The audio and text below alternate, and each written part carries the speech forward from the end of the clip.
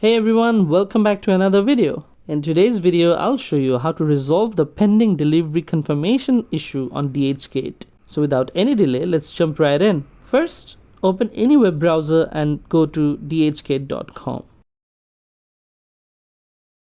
Now log into your account, then head over to My DHgate and select My Orders. Here you will see a list of all of your orders. If you see pending delivery confirmation next to an item, it simply means that once you receive it, you will need to confirm delivery so the seller can receive their payment. If you accidentally confirmed delivery before actually receiving your item, don't worry. You can still contact the seller directly through DHgate to explain the situation. The item should still be delivered to you as planned. Just a quick note, canceling an order at this stage is difficult.